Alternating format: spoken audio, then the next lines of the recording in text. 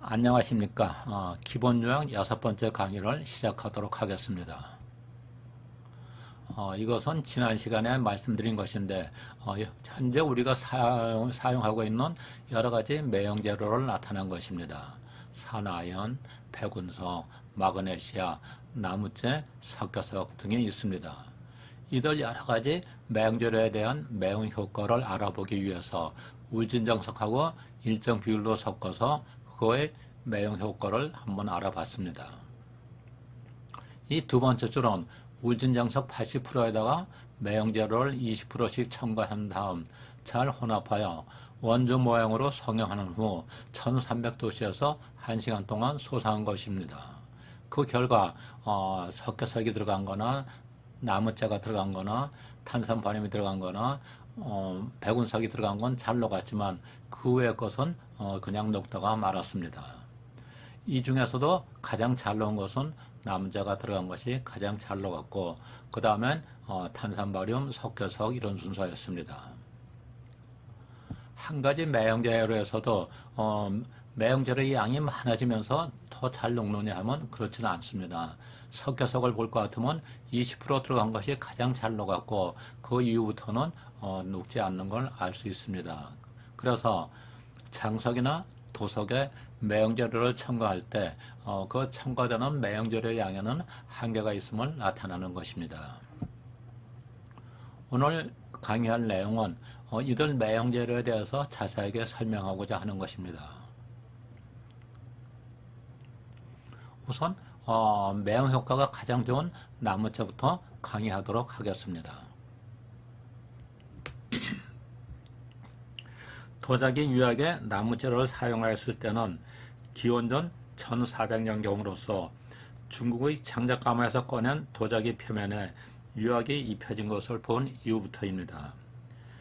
장작가마에서 불을 뗄 때 만들어진 나무재가 도자기 표면으로 날아가 붙어 소재의 구성 성분인 장석하고 반응을 해서 녹가대 장석을 녹게 하며 그 주변에 있는 점토와 규석을 같이 녹으면서 유약이 만들어졌던 것입니다. 이렇게 세계 최초의 유약이 입혀진 도자기가 탄생하게 된 것입니다. 그 후 동양에서는 유약 제조 시 각종 초목재를 유약 원료로 사용하였으며 우리나라에서도 고려시대에는 소나무재를 청자유약에, 조선시대에는 콩깍지재를 백자유약에 사용했습니다. 그렇지만 서양에서는 활석, 산화아연, 탄산바륨 등을 주된 매형재료로 사용했습니다. 도자기에 사용할 수 있는 재는 각종 초목재가 다 해당됩니다. 즉 나무재, 곡식대재, 야채재 등 각종 식물을 태워 만든 재는 모두 다 유약 원료로 사용할 수 있습니다.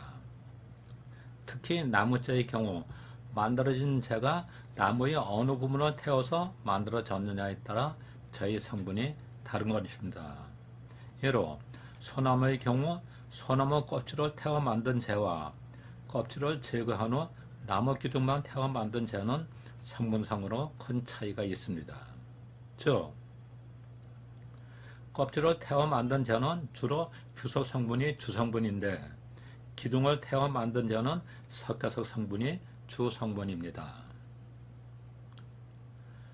같은 초목재라도 산지가 다르면 재의 성분이 다르며 채집한 시기에 따라서도 다른 것입니다. 여러 가지 재에 대한 것은 재유약편에서 자세히 설명하도록 하고 오늘 여기서는 주로 참나무재를 대상으로 강의하려고 합니다. 재에는 사용하기 좋은 재와 좋지 않은 재가 있습니다. 같은 종류의 나무재라도 그 재를 어떻게 만드느냐에 따라 유약으로 사용하기 좋은 재와 사용하기 어려운 재가 있습니다. 즉 재를 만들 때 높은 화력으로 빨리 태워 만든 재는 하얀색이나 회색을 띠며 유약으로 사용하기가 어려운 재입니다. 낮은 온도에서 천천히 태워 만든 재는 검은색을 띠며 사용하기 좋은 재입니다.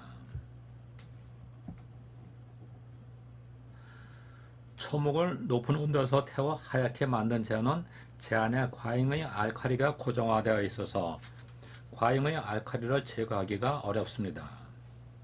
이와 같은 채를 유약 원료로 사용하면 제 안에 과잉의 물에 녹는 알칼리가 함유되어 있기 때문에 시후 건조가 잘 되지 않아 취급하기가 어려우며 유약의 광택을 나쁘게 하고 유약이 주름지는 현상을 일으키게 됩니다.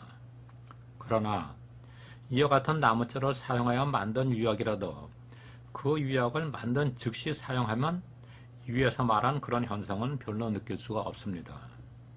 다만 제 안의 알칼리 성분 때문에 유약의 녹는 온도는 다소 낮아질 수 있습니다. 그렇지만 그 유약을 보관하였다가 사용하면 나무재 안에 과잉의 알칼리가 녹아나와 소지나 유약에 나쁜 영향을 미치게 됩니다. 재에서 녹아나와 물에 녹는 알칼리는 소지류의 침투성이 매우 높습니다. 즉, 이와 같은 유약을 첩을 구이한 제품에 사용하면 이 알칼리가 녹아있는 물은 첩을 제품이 물을 흡수할 때 소지 내부로 잘 흡수되면서 소지의 강도와 내화도를 저하시킵니다. 또는 미처 흡수되지 않은 수분은 유약의 건조 시 표면으로 나와 유약의 색상을 좋지 않게 합니다.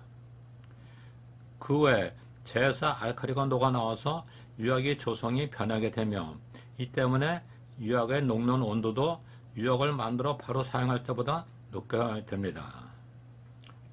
따라서 이와 같은 하얀재를 사용할 경우는 항상 당일 사용할 양만큼만의 유약을 만들어 사용하는 것이 안전합니다. 반면에 낮은 온도에서 천천히 태워서 만든 재는 탄소분을 함유한 반응성이 좋은 비정제 성분으로 구성되어 있으므로 수비에 의해서 재 안에 과잉의 알칼리를 제거하기가 용이합니다. 이와 같은 재는 마른 나무에 생나무를 갖다가 일부 섞어가지고서 연기를 많이 나게 하면서 천천히 태워주면 만들 수 있으며 이와 같이 만든 재를 잘 수비하여 사용하면 따뜻한 질감을 가지는 맑고 투명한 고풍스러운 느낌의 유약을 항상 안정되게 만들 수 있습니다.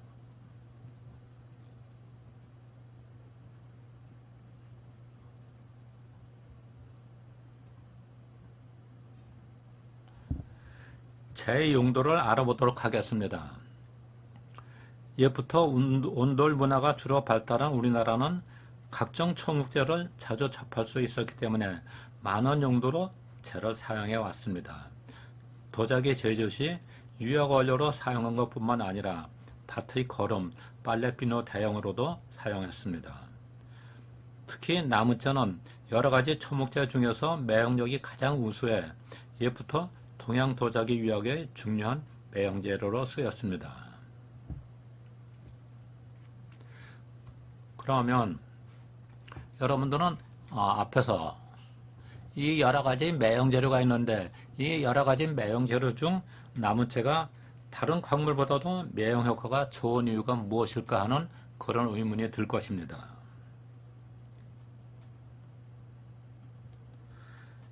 여러분은 왜 나무재의 매형력이 가장 좋을까 하는 의문을 갖다가 들었을 땐 사실 천연에서 산출되는 광물 중에서 매형력이 가장 좋은 재료는 석회석입니다. 그러나 석회석의 다른 매형 재료, 활석, 백운석, 산화아연 등을 넣어 함께 사용할 것 같으면 석회석만 사용한 것보다 더 좋은 매형 효과를 얻을 수 있습니다. 나무재는 석회석과 다른 매형 재료를 함께 사용했을 때의 효과를 나타내는 것입니다. 나무가 땅에 뿌리를 내리고 자라기 때문에 나무재에는 땅의 주성분인 규사, 알루미나, 석회, 마그네시아, 산화철 등을 함유하고 있습니다.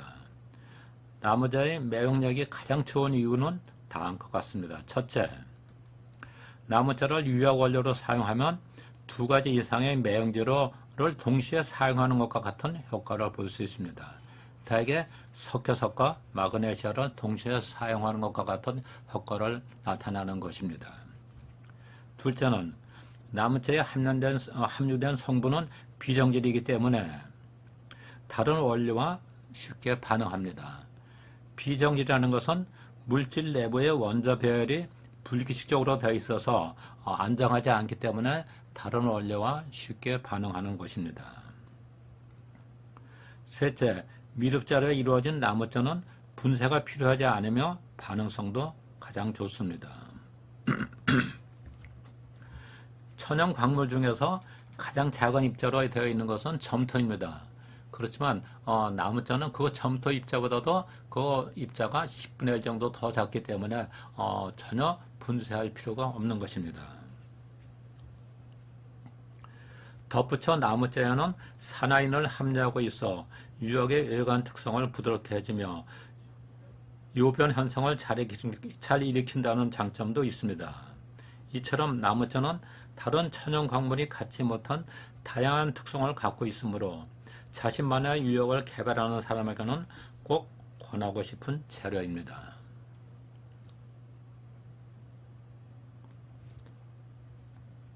그러면 지금부터 좋은 나무자를 만드는 방법과 그에 대해서 잿물을 갖다가 제거하는 방법에 대해서 설명하도록 하겠습니다. 우선 나무자를 만들 때는 한 종류의 나무로서 준비를 해가지고서 일부는 배싹 말리고 일부는 좀 덜 말리거나 또는 생잎이 붙어있는 그 가지를 갖다가 같이 넣어도 좋습니다. 그렇게 해서 활을 타지 않고 천천히 태우면서 연기가 많이 나도록 이렇게 태워주면은 검은색의 나무자를 얻을 수가 있습니다. 이와 같이 만들어진 재를 갖다가 잘 모아서 통에 넣고 물을 부어준 다음 덩어리진 것이 없도록 잘 저어줍니다. 이때 잿물에 손이 닿지 않도록 꼭 고무장갑을 착용해 주는 것이 좋습니다. 다음은 여기서 다 풀어진 것을 가지고서 그 안에 재 이외의 다른 물질 또 숯이나 또는 기타 다른 물질을 갖다가 제거하기 위해서 채거름을 해줍니다. 채거름 순서는 처음에는 큰 눈의 채로 먼저 한 다음에 그 다음에 가는 채로서 해주는 것이 좋습니다. 채로 불순물을 걸러준 다음 재를 다시 통에 넣고 물을 충분히 부은 후 잘 저어줍니다. 이때 찬물보다는 더 물을 사용하면 잿물 제거가 좀 더 용이합니다. 이렇게 해서 놔두면 재가 가라앉게 됩니다. 그래서 통 안에 재가 다 가라앉았으면 재가 흘러나오지 않도록 조심스럽게 윤물을 천천히 제거해 줍니다. 이와 같은 작업을 하루에 1, 2회 해주면 됩니다. 다음에 다시 통에 물을 붓고 또 잘 저어줍니다. 재가 다 가라앉은 다음 다시 윤물을 제거해 줍니다. 이와 같은 작업을 약 일주일 동안 반복한 후 그 윤물에 엄지와 검지손가락을 약간 넣어서 문질러 봅니다. 그때 매끄러운 것이 있으면 아직도 잿물이 덜 빠진 거고 매끄러운 느낌이 없으면 잿물이 거의 다 제거된 것입니다. 그래서 엄지와 검지손가락으로서 매끄러운 것이 느껴지지 않을 때는 그것으로서 이제 잿물 제거를 마치고 잿물 제거가 끝나면 자루나 천에 재를 부어 물기를 제거해 줍니다. 물기가 제거된 재를 햇빛이 잘 드는 양지에다가 널어가지고서 배싹 말려줍니다. 이것이 건조가 다 됐다고 판단되면 뭉쳐있는 굵은 덩어리를 손으로 문질러 가루로 만든 다음 보관하여 사용하면 되는 것입니다. 이것은 잿물을 표현하는 것입니다. 우리가 만들어진 재를 갖다가 물속에 놓을 것 같으면 재 안에서 잿물이 녹아 나와서 이와 같이 위에 물속에는 알칼리 성분이 많은 잿물이 존재하게 됩니다. 이것이 소진해로 흡수 들어가면 소재의 강도를 약하게 해주고 유약 표면으로 나오면 유약의 색상을 갖다가 좋지 않게 해주기 때문에 가능한 한 재에서 잿물을 다 제거해 주는 것이 좋습니다. 같은 재를 할지라도 잿물을 제거했는지 그렇지 않은지에 따라서 유약의 용형 상태나 그 색상이나 특성에 많은 차이가 있습니다. 이것은 잿물을 제거한 제와 제거 안 한 제와 잿물을 제거한 제의 차이점을 알아보기 위해서 실험한 것입니다. 와목점토하고 참나무제를 사용하는데 이 첫째 줄은 그 사용한 참나무제가 잿물을 제거 안 한 것이고 이 두 번째 줄은 잿물을 제거한 참나무제를 사용했습니다. 만들어진 유약의 녹은 상태나 또는 외관 특성 같은 것이 제거한 것과 안 한 것과는 큰 차이가 있는 것을 알 수 있습니다. 이것은 나무재를 사용해서 만든 유약입니다. 나무재로 만든 유약의 특징은 매용작용이 강하며 맑고 부드럽다는 것입니다. 또 다른 특징은 귀속이나 고령토 성분이 다른 광물보다 적게 들어있어서 나무재 함량이 많은 유약은 이 사진에서 보여드리는 것처럼 흘러내리기 쉽습니다. 특히 나무재에는 산화인이 0.8 내지 3.4% 함유되어 있어서 요변을 일으키기 쉽고 유조가 부드럽다는 것이 특징으로 되어 있습니다. 다음은 볏짚재와 왕겨재에 대해서 말씀드리도록 하겠습니다. 대다수 나무재가 매형재료인 석회 성분으로 구성되어 있지만 볏짚재와 왕겨재는 귀속 성분으로 구성되어 있습니다. 왕겨재에는 귀속 성분이 90% 이상 함유되어 있고 볏짚재에는 83% 이상 함유되어 있습니다. 따라서 볏짚재나 왕겨재는 매형재료로 사용할 수 없고 귀속 대용으로 사용하기에 적합합니다. 특히 이들 재에는 산화인 성분이 함유되어 있어 유약을 부드럽게 합니다. 가을에 추수가 끝난 들판을 거닐다 보면 벼를 수확하고 난 논에 탄 볏짚재를 가끔 볼 수 있습니다. 이때 논바닥에 있는 볏짚재의 색은 흰색 내지 회색일 것입니다. 볏짚재 안에는 귀속 성분 이외에 산화인 성분이 들어있어 볏짚재를 사용한 유약은 부드럽습니다. 볏짚재를 유약에 사용하고자 하면 만들어진 볏짚재가 검은색이 나게 태워주어야만 반응을 잘하게 됩니다. 즉 검은색이 나게 태운 재는 비정제이지만 흰색이 나게 태운 재는 결정제이기 때문에 가능한 한 반응성을 좋게 하는 것은 검은색이 난 재입니다. 또한 흰 볏짚재는 다음과 같은 용도로 사용하면 참 좋습니다. 즉 여러분들이 뚜껑이 있는 기물을 소성할 때 기물의 전에 아름이나 분말을 칠한 후 뚜껑을 닫고 소성할 것입니다. 이때 아름이나 분말 대신에 흰 볏짚재를 사용하여도 좋습니다. 그때 여러분이 사용하는 아름이나 분말은 전량 수입품이므로 흰 볏짚재를 사용하는 것이 참 좋습니다.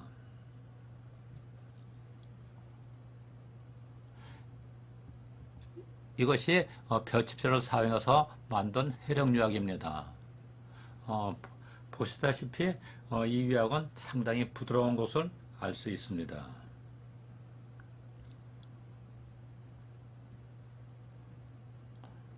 다음은 석회석입니다.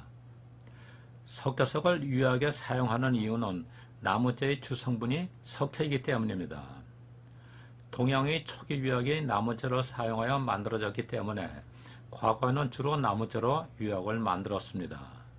그러나 시대가 변화해 나무재를 구하기 어려워지면서 나무재를 대신할 원료를 찾게 되었는데 나무재를 분석한 결과 석회석과 거의 같은 성분으로 되어 있어 나무재 대신 석회석을 사용하게 된 것입니다. 여기서 보시면 아시겠지만 도석에다가 석회석을 집어넣은 거나 나무재를 집어넣은 것은 다 매형재료로서 활용되고 있다는 것을 알 수 있습니다. 시멘트 제조의 주 원료인 석회석은 고화도 유약의 매형재료이며 가장 흔하게 사용되고 있습니다.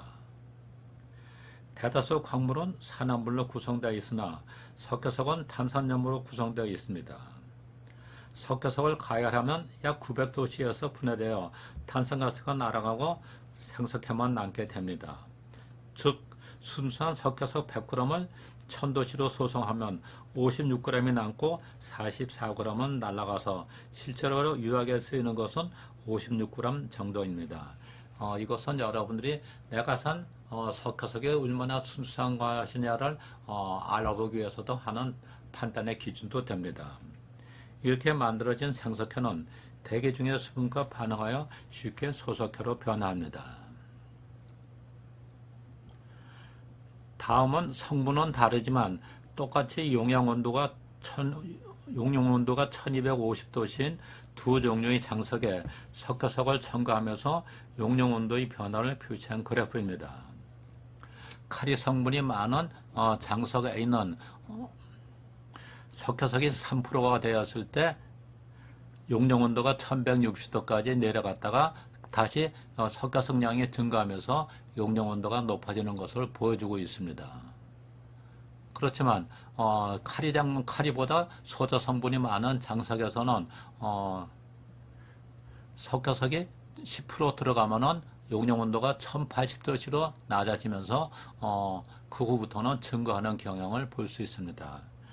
여기서 우리가 알 수 있듯이 같은 온도에서 녹는 장석이라도 할지라도 그 장석 내에 알칼리 성분의 조성에 따라, 즉 카리 성분하고 소저 성분의 조성에 따라 용량 온도를 가장 크게 낮추는 석회석의 첨가량이 다르다는 것입니다. 카리 성분이 많을 때는 석회석의 첨가량이 한 3% 정도, 소저 성분이 많을 때는 한 10% 정도인 것을 나타내 주는 것입니다. 또한 장석에 매용재료를 첨가할 때는 반드시 그 한계가 있음을 여기서도 보여주고 있는 것입니다. 감사합니다. 이것이 오늘 강의 끝입니다. 그래서 오늘 강의를 갖다가 요약할 것 같으면 나무재가 매형재료로 사용하는 주된 목적은 나무재 안에는 두 가지 매형재료 성분이 들어있어서 두 가지 매형재료를 사용하는 것 같은 효과를 나타낸다는 것. 두 번째는 그 나무재는 비정질로 되어 있으면서 입자가 아주 미세하다는 것이기 때문에 다른 원료와 반응을 잘한다는 것입니다. 그리고 석회석에 대해서도 배웠습니다. 석회석은 그전에는 주로 나무재를 사용해서 유약을 만들었는데 그 나무재를 구하기 어려우니까는 그 나무재를 분석해서 가장 가까운 나무를 찾은 것이 석회석이었습니다. 그래서 석회석은 나무재의 대용으로서 사용되고 있으며 지금 가장 많이 사용되는 매용재료의 하나입니다. 다음 시간은 그 나머지 매용재료, 즉 백운서, 활서, 탄산바림 등 나머지 매용재료에 대해서 강의를 하도록 하겠습니다. 감사합니다.